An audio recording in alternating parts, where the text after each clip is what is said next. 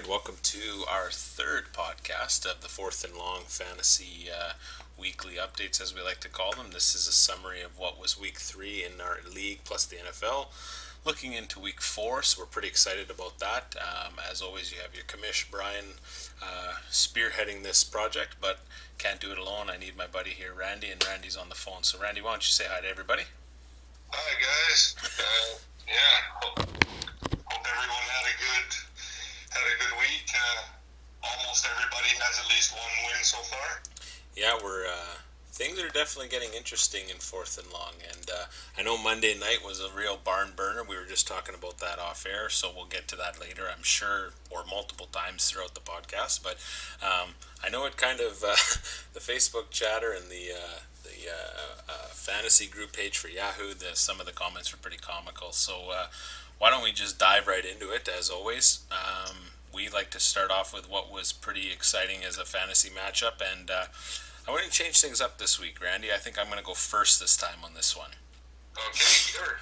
So for the best game of the week last week in 4thandlong, to me, it was Devil Raiders versus Texas Walker Rangers. That's who I have for the best matchup.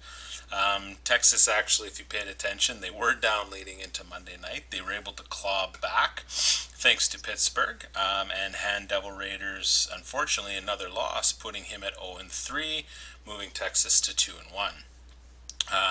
Juju Smith-Schuster was the above mentioned Steeler that Texas had. He was able to put together 116 yards that night, no touchdowns, but the yardage alone put him over the hump and ended up beating Devil by about 2 points. Some interesting notes about Devil Raiders, because it was a good matchup. It's not a bad matchup, it was a good matchup. Old Soul, AP, our old Viking boy, he ended up turning back the clock a bit, didn't he there? He ended up getting a couple touchdowns, so that helped him get some points. But interesting enough, that Devil Raiders benched a Raider. Also his keeper, Jordan Nelson, who ended up having 173 yards, 1 TD for 23 fantasy points. So you put him in a flex, you put him in wherever, that could have made a huge difference as well, because I know he had some soft spots on his roster where Nelson could have improved that. And like we mentioned last week, Texas Walker had a couple quarterback issues, or maybe the week before, where two of them had 40-plus points. He ended up playing the right quarterback this time. Rodgers had him, and the other two that he had on the bench didn't even get over 20. So he made the right move there, and he's actually back-to-back best games of the week, in my opinion. He was won last week, and he got the win this week. So that's who I have for best game of the week. And I have the exact same one. I was watching this matchup as I was watching Monday Night Football, and there was that very last play on that last drive for Pittsburgh to keep the clock running to get that first down. I think it was a 15 or 16 yard one for Juju, and that's the one that put Cody over. And so yeah, it came right down to the last minute. I'm sure Kelly was holding on for dear life too, but unfortunately didn't get it. Also of note, this was the number 2 and number 3 scorers league-wide for the week. So when you have two really good weeks going head-to-head, it's kind of a shame that someone loses. But that's definitely one where you're watching till the end. And I had this matchup on my screen as Monday Night Football was going on. Of course, I'm typing up the rankings and so on as I go, but I had to wait till the last minute to see who was going to win this one, and that affected the rankings and everything else. Yeah, I like to know how much were you sweating when Big Ben started throwing some TDs left, right, and center, and Pittsburgh defense was chewing up the Tampa Bay offense. I know old Dirty Bastards Jaker there, he was behind a fair bit, but by halftime he was putting himself in a position where I thought there's a chance here. How did you feel being a part of that?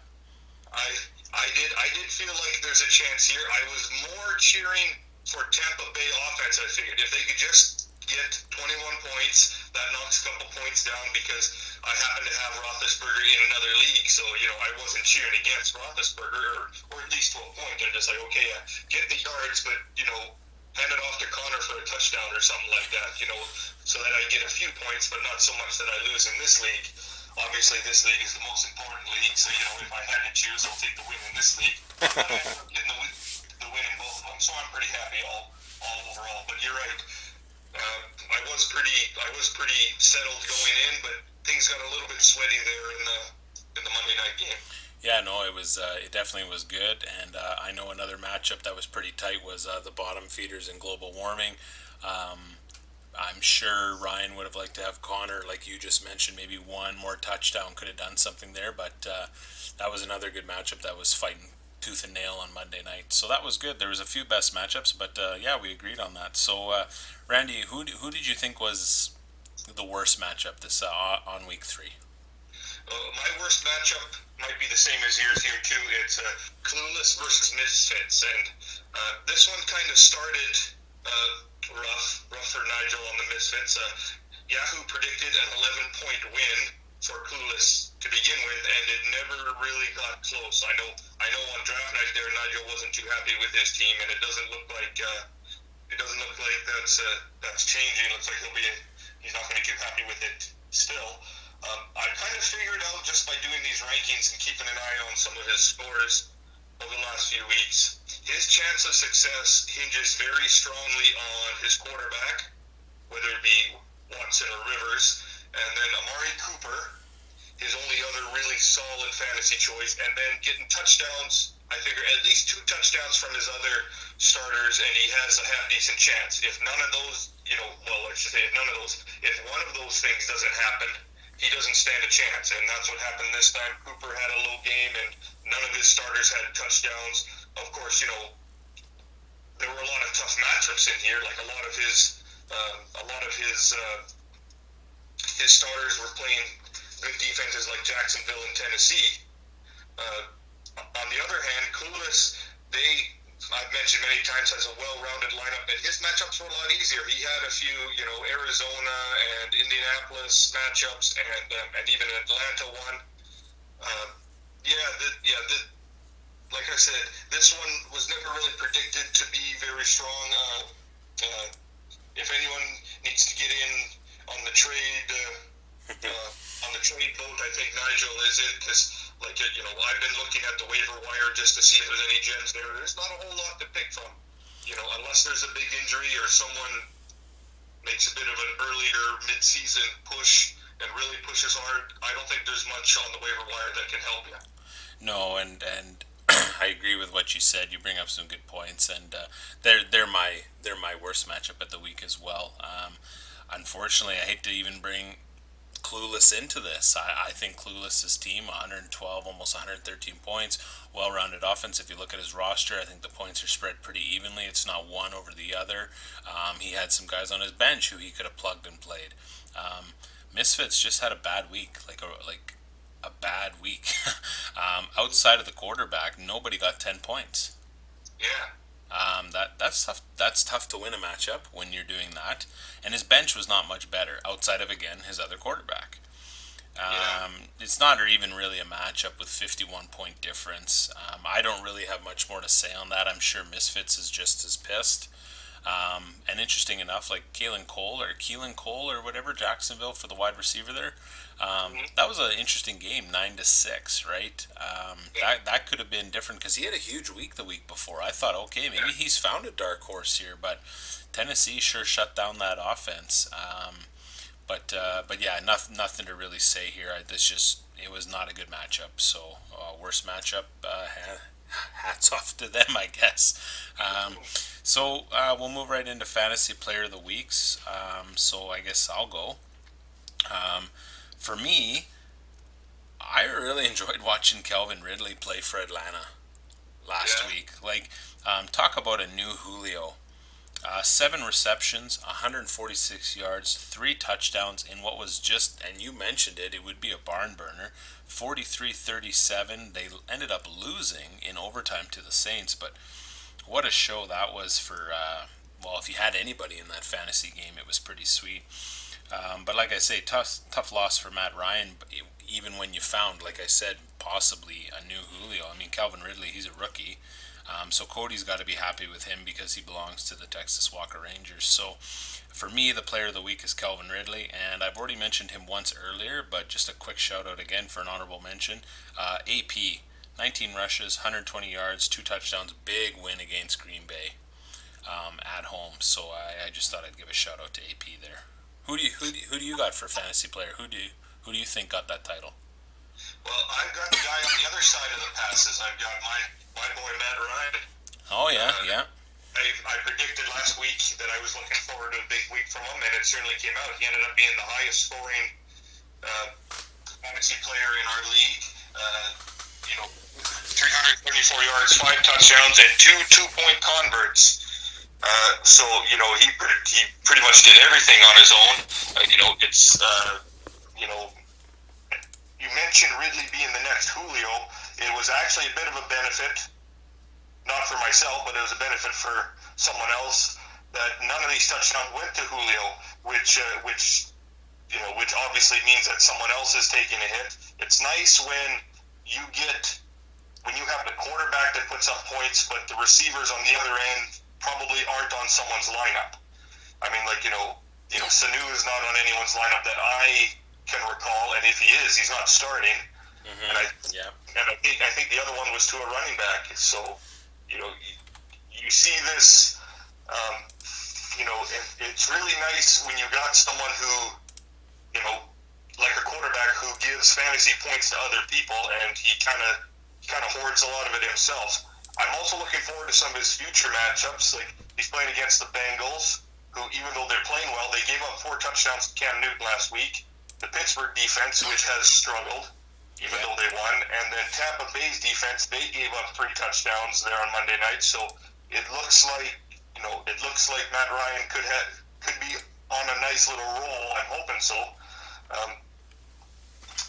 He also has this kind of pattern that I've noticed over the course of his career, where he will alternate MVP-worthy seasons. Yeah, that's true. 2 years ago he was the MVP, and they went to the Super Bowl. Last year, well, he played okay. They got to the playoffs, and he played okay, but he wasn't great. So I'm hoping this year is one of his MVP seasons. And if he keeps playing like he did last 2 weeks, and like I said, with favorable matchups coming up, good chance he could be worth it.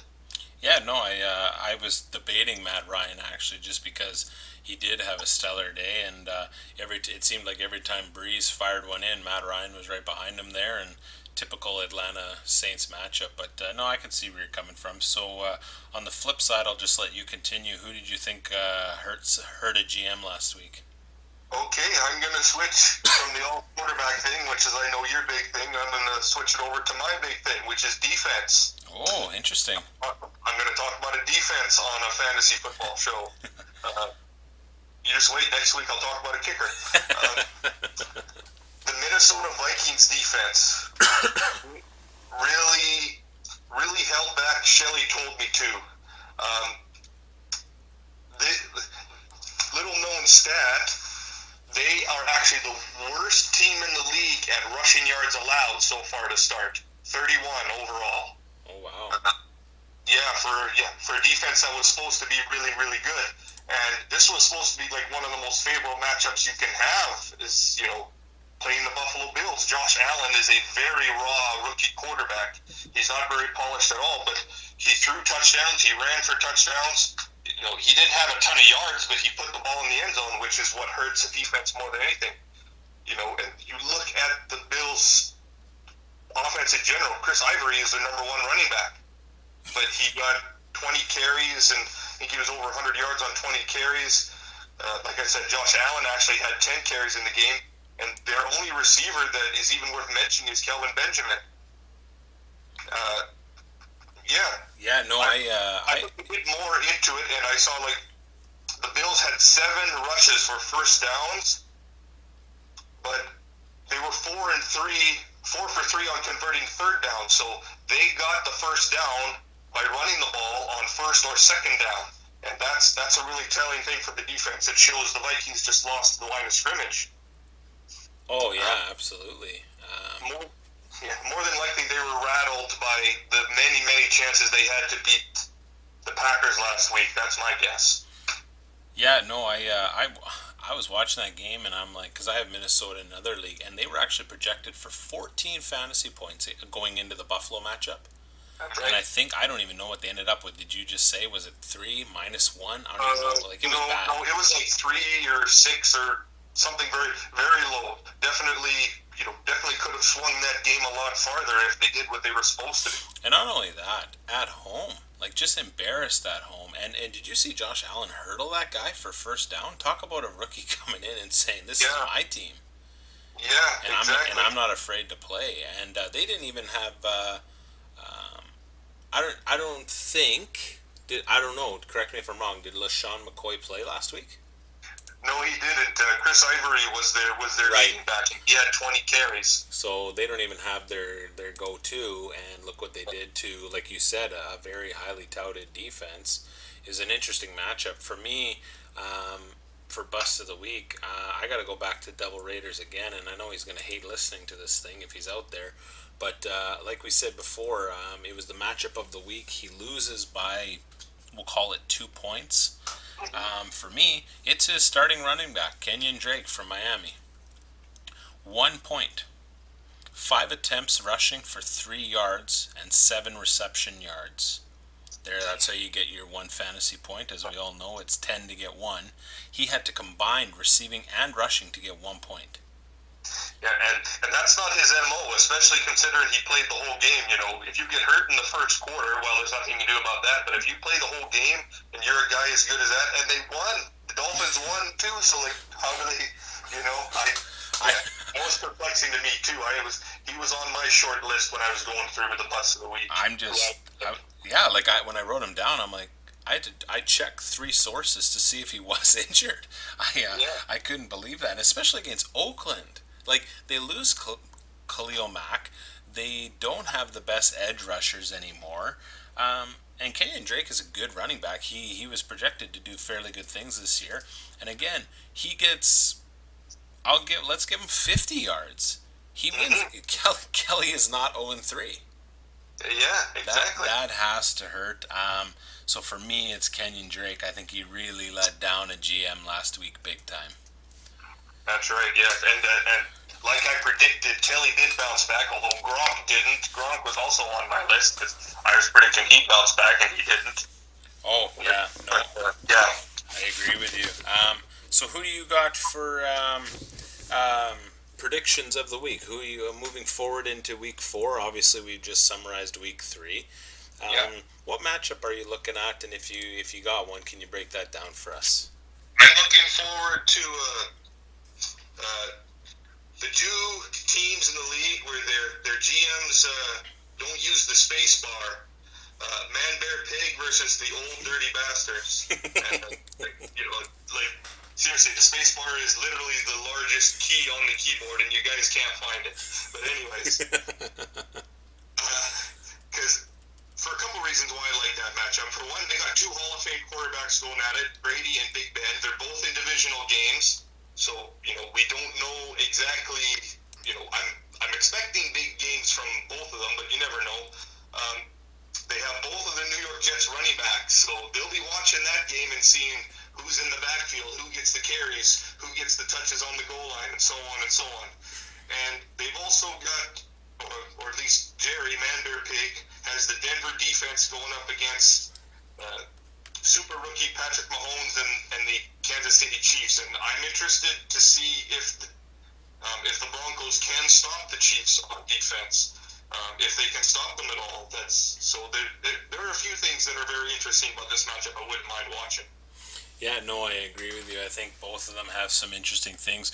I know Old Dirty Bastards has to be looking at his roster to see what the heck's going on with AJ Green, Ted Ginn, TJ Yeldon. Is Fournette coming back? I mean, he doesn't have Fournette, but obviously that would affect Yeldon's production.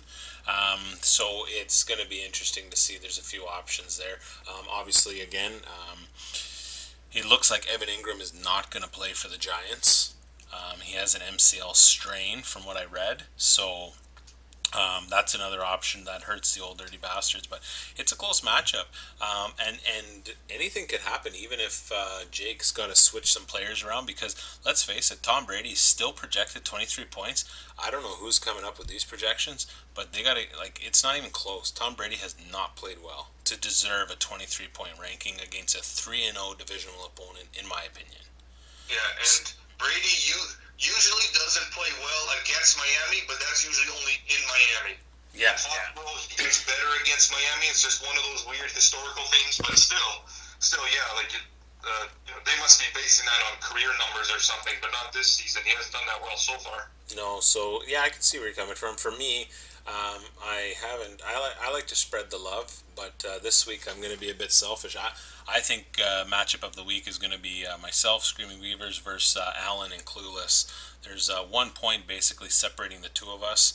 Both rosters are pretty even. I know Clueless has probably potentially maybe a more well-rounded attacking front, but we'll see how the matchups go.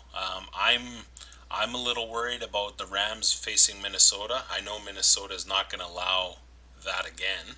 They're probably going to make some stoppage. And then from my perspective, I'm looking to see how well Andrew Luck does against his divisional opponent in Houston.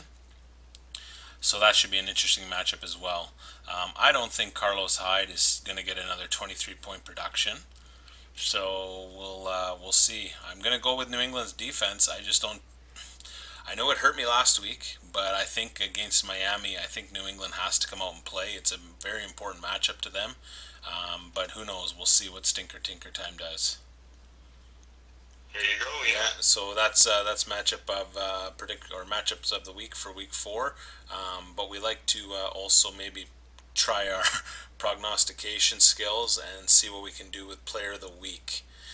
For me, week 4, and I just called him out, but I think it's going to be Brady. I think everything has not gone their way so far. He's going up against a divisional opponent who happens to be 3-0. He is not for the first time in a while. He needs to get the Pats going. We've used Gronk the last 2 podcasts for sure. We're only in episode 3, so the first 2, Gronk has come up. He needs to get him going. They don't have Edelman still. Hogan was weak last week. I think he put up 35 yards, maybe, if that. And you also lost to your previous defensive coordinator. A member of your historic franchise beat you. So I think things are starting to get under the Patriots' skin, and I think they need to get that the jive back. They need to get the swing in motion, and I think Brady's going to come out. Not sure who's going to get the production levels, but I think Brady's going to be the player of the week. That's my guess. Well, he would likely spread it out to everybody. James White coming out of the backfield will probably get a few points for him too. And yeah, you're right. As far as being due for a good game. Historically, this is the point in the season where if Brady's and the Pats aren't having a good year, they're not always this far down, but, sometimes they're 1-2 or something, or 2-1, and lose a couple, and they lose a game they shouldn't have lost. But then when it comes to winning the division, this is why they win the division every year, that Brady plays more than 2 games, so. Yeah. Because they always win the division games, and they always turn it on, and just when you think they're done, they come and they'll reel off like 5 straight wins or something like that, and they're back in business. So, yeah, historically, we're definitely banking on them to pull it through. My predictions, my best and worst, I'll do them all together. Sure, yeah. For next week, and kind of lead them, because they are very much related to each other. Only one on-fire quarterback, and of course we're talking about Patrick Mahomes and Ryan Fitzpatrick, only one of these guys will continue their wild ride, and the other will come to a crashing end this week. Okay. I was tossing and turning as to which one to pick, but I think Patrick Mahomes will continue his hot streak. He's been coming back down to earth a little bit, like what he had, only 35 points or something like that. Something much more human this past week. It'll be tough at first, but I think he'll still. I think that Denver defense will keep it close, and that means that Mahomes has to be firing and throwing, because I believe they will stop the running game. The Broncos will. so he's going to have to throw the ball. And I think Ryan Fitzmagic, I think his ride's going to come to an end, so he's going to be my bust of the week. I believe global warming has him on there in their lineup, and I believe he's slated him to start. So I got my fingers crossed on that too. But I was sort of seeing, the first half of that Monday night game certainly looked like the old Ryan Fitzpatrick, where he threw like 2 or 3 touchdowns in the first, in the first half, it wasn't really playing well. Only really in garbage time when they were down 17 did he really start to turn it on and started to really hone in on the guy, on his receivers. Pittsburgh defense, which is very porous, was probably running out of steam too. I don't see that happening this week though. I think the clock strikes midnight. He got 1 extra start, and that's good for him. But I think this is where he gets disappointed. Interesting. Okay, yeah, because there's a lot of topic around that. Is Winston, Fitzpatrick. I know Fitzpatrick got the start, but now the clock's ticking, like you said. Winston is allowed to physically play, so it'd be interesting to see if that doesn't light a fire back under Fitzpatrick, but time will tell. For me, the bust of the week is an interesting one here that he's not really a popular fantasy name. I think a lot of people float by him. Man Bear Pig didn't, and he's helped him out a bit this year, but I think it's going to stop this week, is Isaiah Crowell from the Jets. He's had some really good production. He's got 4 touchdowns so far in 3 games, averaging 57 yards, so obviously he's punching in touchdowns. But the Jets are playing the Jags this week, and Jacksonville, as we all know, they're a good team. They're a really good defense. But did you know they've only allowed 1 rushing touchdown in 3 games this season? That's pretty good. And that, of course, went to Barkley from the Giants. So they've only allowed 1. So again, if they've stopped that many runners over a 3-game period, look for Crowell to have some issues come this week. So he's my bust of the week. Sorry, Jerry, but I think his little magic has stopped. So those are kind of the predictions, the bust, our previous info from week 3 to catch everybody up. We're just going to bring in a new thing quickly here before we go into must-watch games of the week for NFL. What we've decided to do is kind of a Q&A period. We're going to each ask each other a question kind of on the spot, something we've come up with about NFL. Maybe it's a fantasy question, maybe it's just NFL related. So Randy, because you are the co-host and the guest, I'm going to ask you my question first. Okay, bring it on. Baker Mayfield.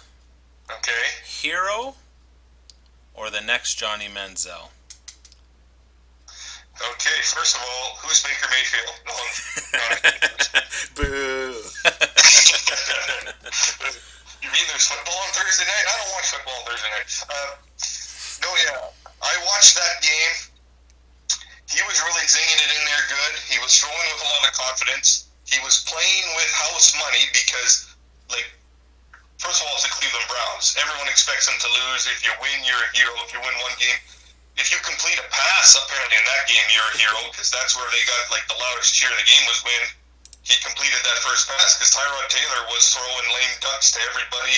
He was throwing to the cheerleaders, throwing to the guys in the booth, throwing to the hot dog vendors, everybody but his receivers. It was actually pretty terrible.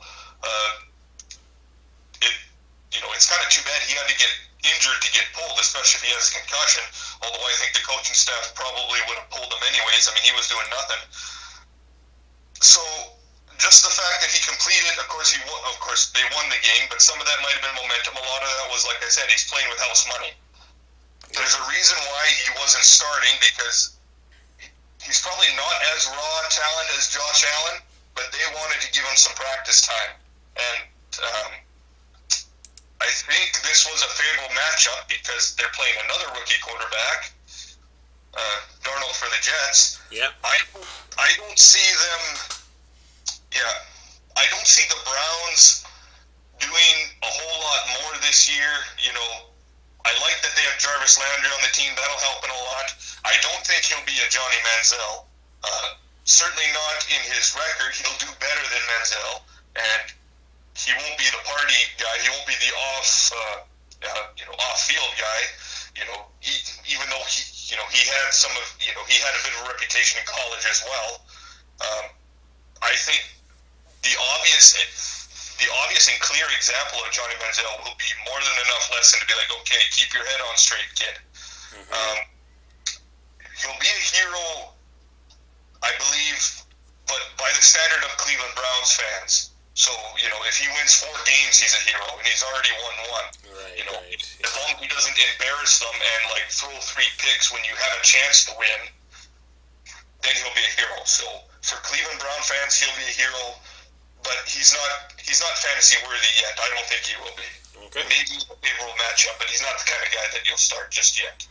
All right. Well, that's I appreciate that answer. I don't know how much in depth I'll go into it. I mean, you're going to have one for me, and then I can answer yours. But for me, I'm just not a fan of Baker Mayfield, and maybe that's where the bias will come in. That's why I don't want to go too much into it. I'm going to give it a few games to see the experiment.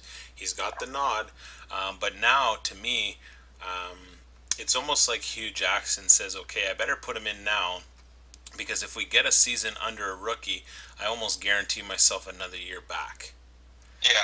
And that's where I think there's a little bit there too. But I mean, he completed 73% of his 74% of his passes, Yeah. and he looked not bad there. But again, you're right. They played the Jets. We'll see. We'll see. He plays an 0-3 Oakland team this week, so who knows? But like I said, I just wanted to see what your opinion was on Baker. Fair enough, and that was actually my question for you as well, but I wrote down a second one because I figured that'd be a hot topic. So this one might be putting you on the spot a bit. It's a fantasy question. Sure. I can help you out with it if you can't look it up, or maybe if you got your computer open, you can check. This is the first week for bye weeks for a couple of the teams. Just a little personal one for your team. What's your worst bye week? Or is it your worst week for buys on your team, and how? And I don't want you to give away trade secrets, but just talk a little bit about how bye weeks are generally handled. Yeah, sure. I'll talk about that as I look. I believe it's week 9 or week 11 for me, but we'll go through that. Now I wrote down week 12, and just by looking at your roster, I looked at it when I wrote the question down in case you needed to look. The main reason for week 12 is that's the Rams bye week. So, yeah. And, that's obviously Todd Gurley and your defense, and I think one other guy on your roster. But anyway, which week it is doesn't really matter. It's how does one deal with bye weeks? Sure. So obviously, like you said, just to answer it again, week 12, I did stack a bit. I have 3 roster spots committed to the Rams.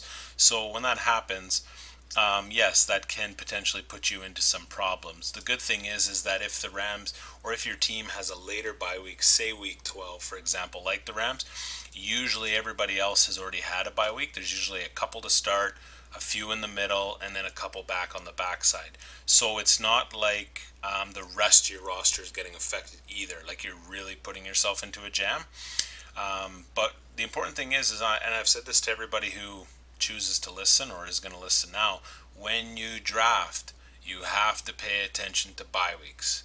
It starts at the draft, because if you draft guys and you're like, oh my god, all these guys are available, and then all of a sudden you look and you go, shit, half my roster is on the bye week in week 7 and week 9 or week 8, and it's like, well, we only have 2 additions per week, so unless you've drafted a great bench, good luck to fill those voids, and it's going to hurt you fantasy wise, because when you go from, say, Antonio Brown to,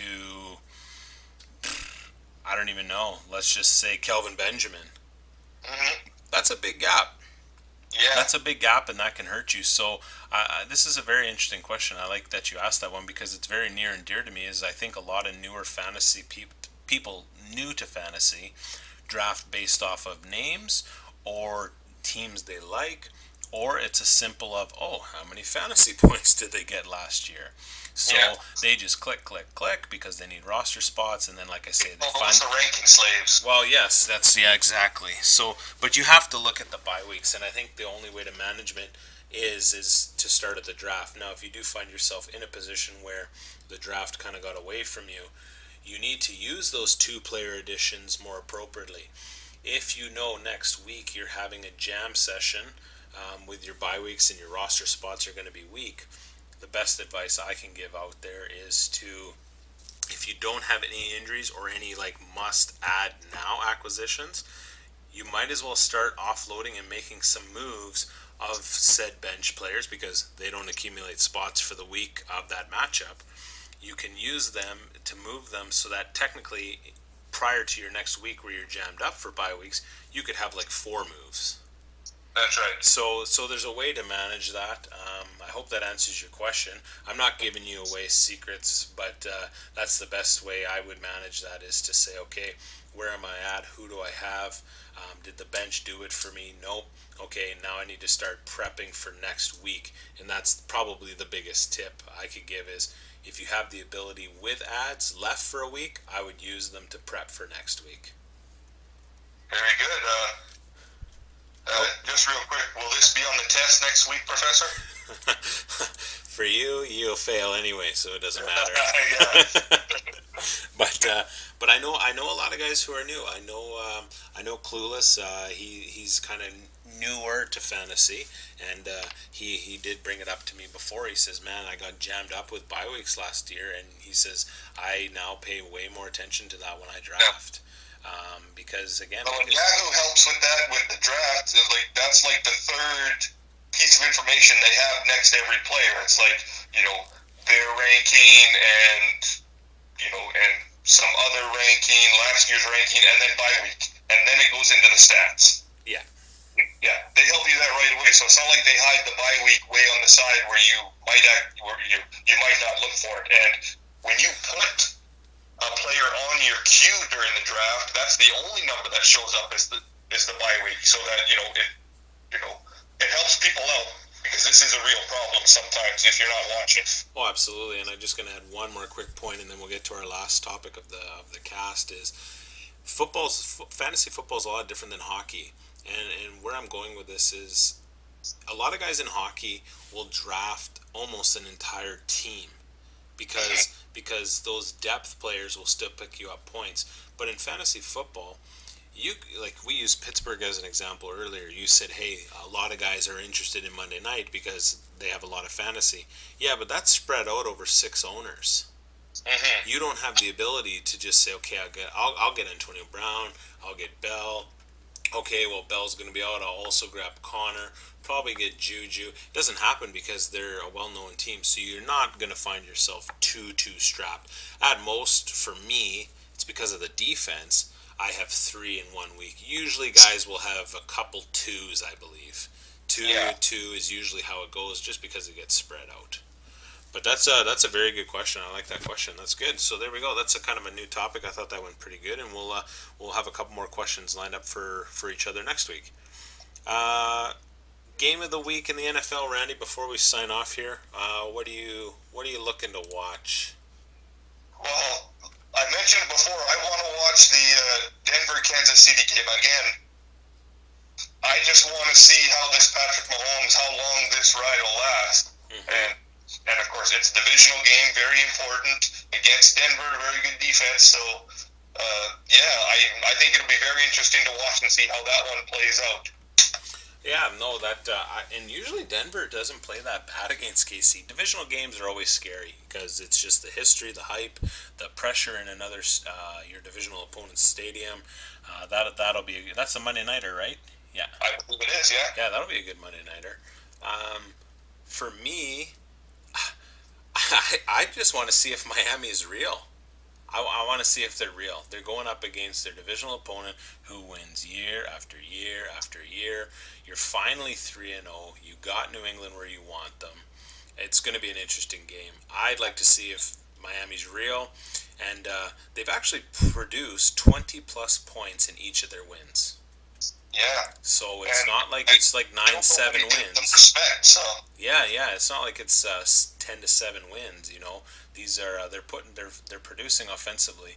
Another game I'm curious about because I'm not sure if I saw something fake or not today, and hopefully we don't break the internet. Dallas, Detroit. They're both 1-2.